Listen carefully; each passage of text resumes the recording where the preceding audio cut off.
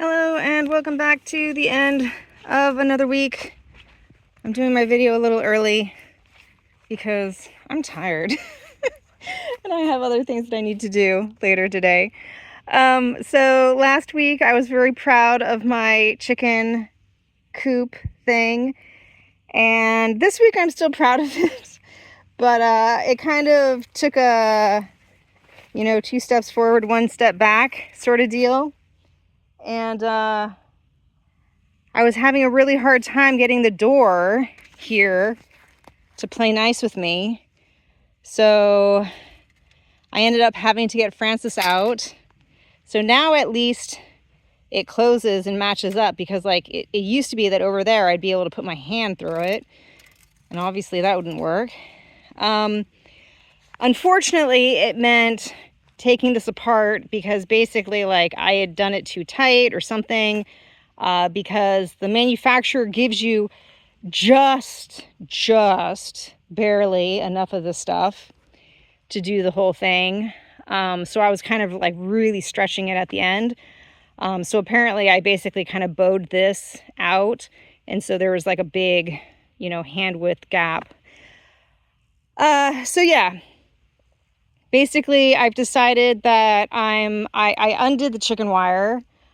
I'm going to go ahead and wrap like the chicken wire here around, and I'm actually just going to put a panel of the hardware cloth on the lower section here.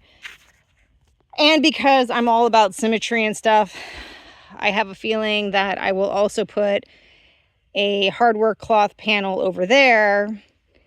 And then since I really had to like get funky with the door, like hardware, this chicken wire is supposed to be this like hexagon shape. And on my door, to get it to fit, like I had to get really funky and like super stretch it out. So it's not great. So I took a break from the chicken coop because I got a little depressed. And I think maybe when I come back to it, I'll do a panel of hardware cloth here, a panel of hardware cloth over there, just to make it look symmetrical. And then I'll probably redo the door in hardware cloth. If I come around the side, I actually did this door in the hardware cloth because it was obvious that I wasn't really going to have enough chicken wire. And I kind of like it because like the chicken wire comes down and overlaps the hardware cloth. And then I was able to kind of like cut the hardware cloth so that it really like helps cover this gap. So unless you're really tiny, like nothing's going to be able to get in there. And I actually overlapped it over here as well. So I still need to like tie this down because something could come in. So there's a lot of like securing that I need to do, but I like the way this turned out. Ugh.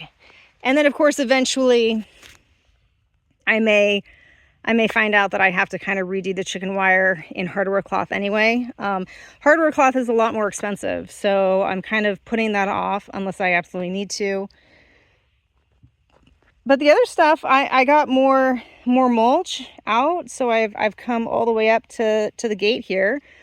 I was gonna take down the zucchini up there, and I grabbed some. But I'm gonna go ahead and leave them for this week, mainly because we went to a restaurant and had like these stuffed zucchini flowers. And this guy is still has zucchini flowers coming out. So they were really tasty. So I'm going to leave it for this week, and I might experiment with making myself some stuffed zucchini flowers. The beans I started taking down, and then I realized that some of the literally late bloomers on the bottom were coming up and giving out more beans. So like I have some more beans coming. So I'm giving them another week or so. These are the beans from the old plants that I'm going to turn into seeds probably for next year. The kuka melons are happening. I've harvested some. I'm harvesting more. They're coming in slowly but surely. I'm kind of harvesting them as we go. And my plan, even though they're okay to eat, you know, just by themselves, I'm actually thinking I'm going to try to turn them into pickles because I really like pickles, and like this is the perfect little pickle popper size. So we're going to try that. The rhubarb and the rhubarb over there, like those were pretty new, so I'm not really harvesting them. I'm just letting them grow and develop, and maybe next year I'll start harvesting them, but we'll see. Over there, I had actually forgotten, and I'm not going to walk all the way over there again, but look, I had actually planted one of these bean plants. Is like one of these foot-long green bean things. So I had forgotten that I planted it, and then I went over there and I was like, what are these monsters? So yeah, those are pretty cool, and they've started to come in. So every once in a while I work my way back in there to check things out, and I'll start harvesting them. I've been harvesting more of my Susi calendula flowers to make the liquor. And then I was out here and I was like, oh, like I have all these nasturtium flowers too, and nasturtiums are edible. And actually the nasturtium leaves are edible too, and apparently they taste kind of peppery. We haven't been eating them. Like I planted them for an edible flower, and then we haven't really been eating them. But I'm kind of wondering, I don't think I have enough of the flowers to make a liqueur, because like I need a lot of flowers. But I may go ahead and pick them, and maybe if I made like a nasturtium flower and petal mix, that might be enough to do something there. So I'll experiment with that and let you know, well, one, if I actually do it, and then two, if I do it, how it turns out. But yeah, I have tons of nasturtium leaves, so that's not a problem. And I'm actually getting quite a few of the calendula flowers. So I think I'm on my third cup of that 70 proof or 70% alcohol that they use over here for making for the liquor base. Actually, apparently, like most of the recipes call for a basically something like Everclear. It's like a 98% alcohol base. Apparently they don't sell it in France anymore. You used to be able to get it from the pharmacy, but apparently you can't anymore. And if I want to use that, I actually have to like import it from Italy or something. Which I may try. It's a little expensive. It ends up being like 25 euros for a bottle for a 1 liter. I think it's either 1 liter or 750 mils, but I may try it and see. But the one I'm using for this year is just the 70% alcohol. And then later on, it gets diluted with a simple syrup solution, and then that turns into your liquor. I'm getting some squash. I mean, the winter squash, the kabocha squash. I have a few more carrots coming up, but I need to plant more for the winter time. And I have another batch of parsley, which is exciting. I have parsley here. I have parsley here. I have like parsley out in the pots there, and I have a big planter over there of parsley because here they use parsley in everything. And we're always running out of it. So what else is happening? Orchard. I'll throw in some pictures of earlier in the orchard. I've already dumped the water over there, but yeah, we had a pretty big storm come through, And that gave me my water test for my orchard. Fortunately or unfortunately, it's drained now, which is great because it means that at least within a day, the ground drains. However, after the rain, these first 4 holes were basically ponds. And the other holes down, like way down there, the other holes were great. Like they filled up with water, they drained, it was fantastic, no problems at all. It was just these first 3. And I've heard people online, like I'm watching a bunch of people on YouTube who plant their orchards, and some people say that their stuff like takes days to drain. So thankfully, it did not take days. It only took like 12 hours or so only. But I'll take that. So because that still kind of qualifies as it doesn't drain very quickly, we're actually not going to dig any deeper than I've already dug. We're going to amend the soil here, and we're actually going to use the mound planting technique.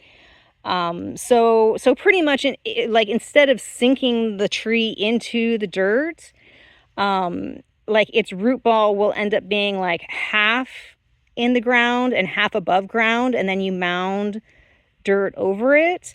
And supposedly that basically gives the tree the option to decide where it wants its roots to go. So we're going to do it that way. The one concern that Francis pointed out is that we have a lot of wind. So if the tree isn't like anchored in the dirt and it's just kind of like more sitting above grade, like how are we going to prevent them from, blowing away in the wind? So it probably does mean that we're going to end up staking. This guy we didn't stake. This guy, I really didn't know what I was doing when I planted him. So we just dug a big hole, stuck him in there, and like he seems to be doing okay. But it's a fig, and figs here do really, really well. So I don't really worry too much. The rest of these are all going to be like pit fruits and stuff. So like apples and plums and hopefully some sort of apricot thing. So yeah, we'll probably end up putting like 2 stakes and then basically wrapping it in the tree so that the trees are secure. So that'll be a little bit more work. Plus we have to bring in probably more dirt because I was kind of relying on just being able to like dig up the dirt, mix it with some compost and putting it back in and basically having enough dirt with the dirt that we're displacing from the ground. But if we're actually going to have to mound each of these, then that means that we have to find that dirt from somewhere. So we do still have a pile of the stuff over there. And I think I mentioned before that the neighbors have like a huge pile of aged horse manure. So it may be that like between the dirt that we have kind of on the side here and the compost that we have up there and the aged horse manure, if we can get the other neighbor to use his tractor and bring it up, maybe we won't have to bring in more dirt, but we don't know yet. Other than that, I don't know. I don't think anything else is really happening. I don't have any plans. I'm moving. I think he may have barely noticed, but I'm moving some of the plastic weed barrier down there to try to control the weeds down in that area. Just because I have no idea when we're going to do the concrete work over there. And this week I will probably get around to doing more of this chicken cage and continuing to put the mulch up in here, cleaning up those guys. And then I guess once I clean up this area and it's all mulched,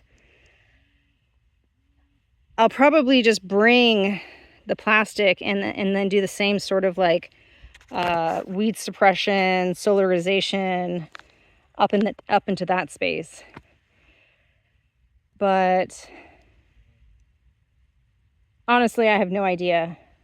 I really want to try to get this wrapped up, and like most things, it's just taking a lot longer than I thought. And of course, we still have like all the garden projects that I haven't done. Like I haven't harvested the potatoes or the tomatoes. As a matter of fact, that might be where we end up getting the dirt for the trees. Because I wanted to do a different thing next year anyway. So we may just like basically grab all of these potatoes and tomato pots, and use that with the other dirt and the compost and create our mounds that way. But I don't know. We're thinking about it. You'll find out soon, as soon as we know. But that's it for this week. It's very sunny now, but it was not sunny this week. We had a lot of rain. So hopefully we have a little bit of a break, and I'll just keep chipping away with what we're doing. Hope you had a good one. I'll see you next week. Bye.